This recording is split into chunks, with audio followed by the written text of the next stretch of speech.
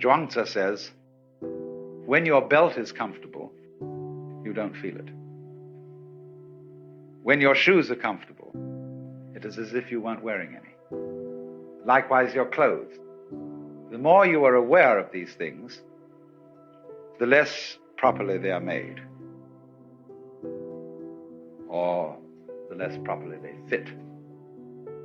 But we raise an objection to this.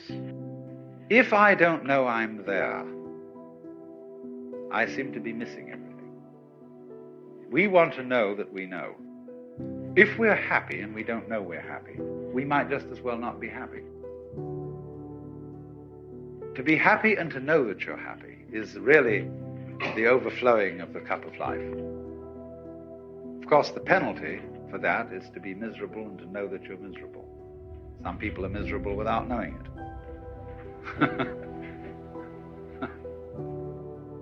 But, you know my limerick, there was a young man who said, though it seems that I know, what I would like to see is the I that knows me when I know that I know that I know. And this is the great human predicament. The development of self-consciousness, the development of the possibility of reflecting upon one's own knowledge. And this is simultaneously a blessing and a curse. And Taoism does not escape this problem. I mean, it doesn't avoid this problem, it deals with it. But it doesn't deal with it obviously. So we get back to this fundamental verse about the nature of De. What is highly virtuous is a virtue that is not conscious of itself as virtue. The moment it's conscious of itself as such, you see, it fails. So in this way, we love to see a child dancing all by itself, lost in the dance and not performing for an audience. We say, oh, if only I could dance like that. If only I could become like a child again, innocent. But then soon we know when parents notice how beautifully a child dances, and they all approve of it and say to this child, dance for us. The child begins to lose this power. And it puts on airs, it knows it's noticed. And we don't like that. We say, that's affectation, that's showing off, that's phony. What we want you to do is to dance as if you had no audience, not even yourself. Which of course puts the child in a double bind, because it says to the child, we require you to do something that will be acceptable only if you do it as if it wasn't required. We do that all the time to our children and to each other. You must love me. After all, you promised to do so when we got married, didn't you? So, this is the difficulty. But somehow, a very great artist in the maturity of his life somehow is able at least to give the impression that he does what he does without playing to the gallery, without self-consciousness. It seems perfectly natural. So how does he get there?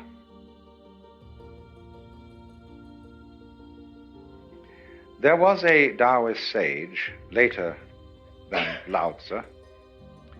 His name was Liezi. We romanize that as L-I-E-H, Liezi.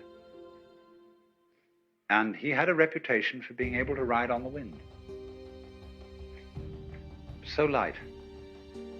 Zhuangzi says in one place, it's easy enough to stand still. The difficulty is to walk without touching the ground.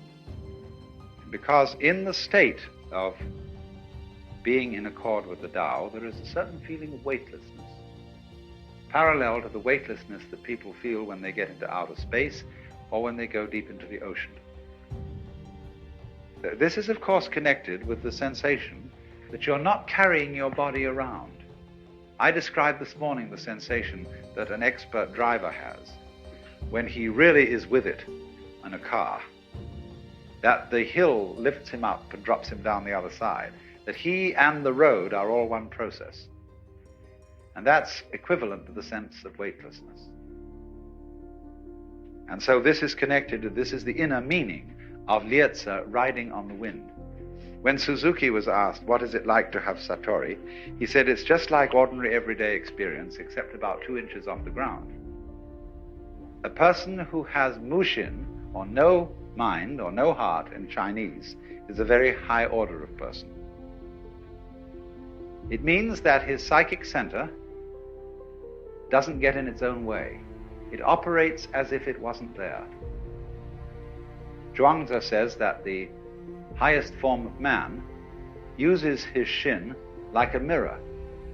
It grasps nothing, it refuses nothing, it receives but does not keep. And the poem says, when the geese fly over the water, and they are reflected in the water, that the geese do not intend to cast their reflection, and the water has no mind to retain their image.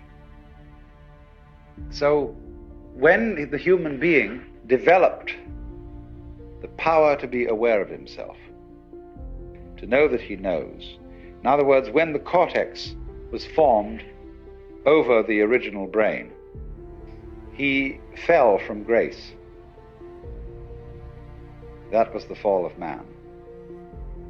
Because when he felt, he had the sensation of being in charge, of being in control of himself, and you can only have that sensation when you are aware of what you're doing, he got anxious.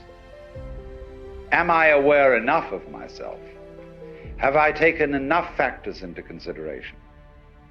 Have I done all that should be done? And then he started trembling.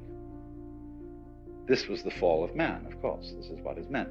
The Lao Tzu says, when the great Tao lost, there came duty to man and right conduct. In other words, nobody talks about how you ought to behave unless things have gone radically wrong. There wouldn't be any conception of faithful ministers of the state unless there were a lot of lousy politicians around.